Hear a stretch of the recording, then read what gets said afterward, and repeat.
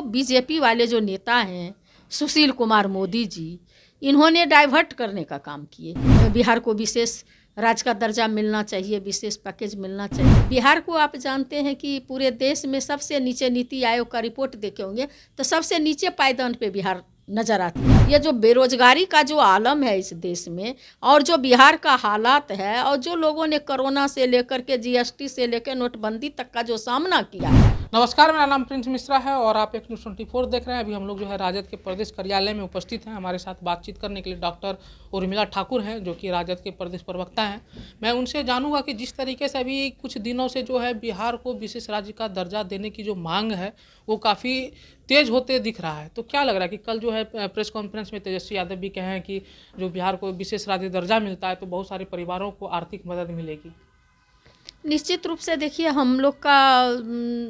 आदरणीय जो राष्ट्रीय अध्यक्ष हैं हमारे आदरणीय लालू प्रसाद जी, और आदरणीय जो पूर्व मुख्यमंत्री राबड़ी मैडम जी के समय से ही इस चीज़ को मांग किया जा रहा है कि जब से बिहार का बंटवारा हुआ तो बिहार जो है में जब आए थे अटल बिहारी वाजपेयी जी, उस समय देश के प्रधानमंत्री थे, और इसी गांधी मैदान में उन्होंने कहने का काम किए थे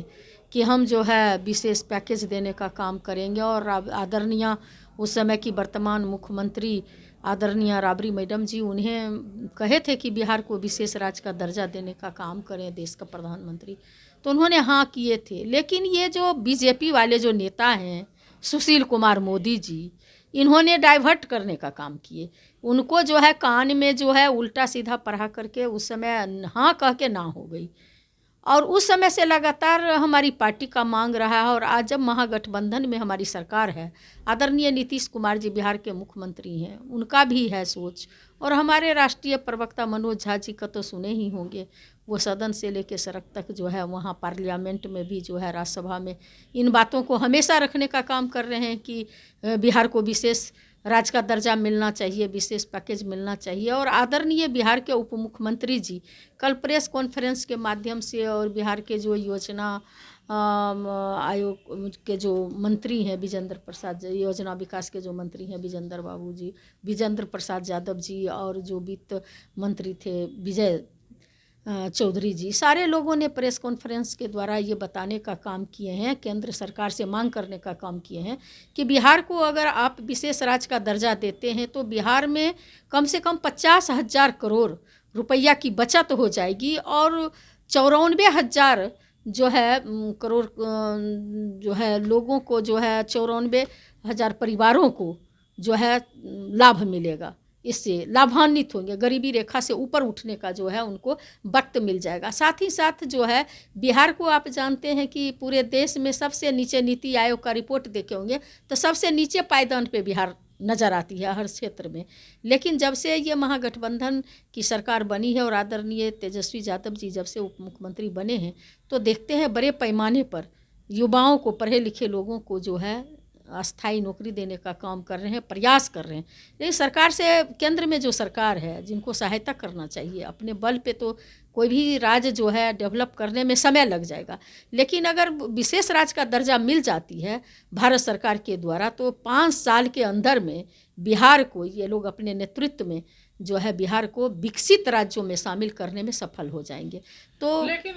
भाजपा की तरफ से जो भाजपा के जो नेता प्रतिपक्ष हैं विजय कुमार सिन्हा, उन्होंने साफ तौर पे कहा कि देश में जो है लगातार 75 साल जो है इनकी सरकार रही है, नीतीश कुमार उनमें मुख्यमंत्री रहे हैं, राबड़ी देवी मुख्यमंत्री रही हैं, तो उस समय विशेष राज्य का दर्जा क्यों नहीं मांगा गया? अब क्यों जरूरत पड़ी विशेष राज्य का दर्जा मांगने की? देखिए, वो लोग कुछ भी कह के निकल जाते हैं। अब एक चीज़ आप बताइए, आज से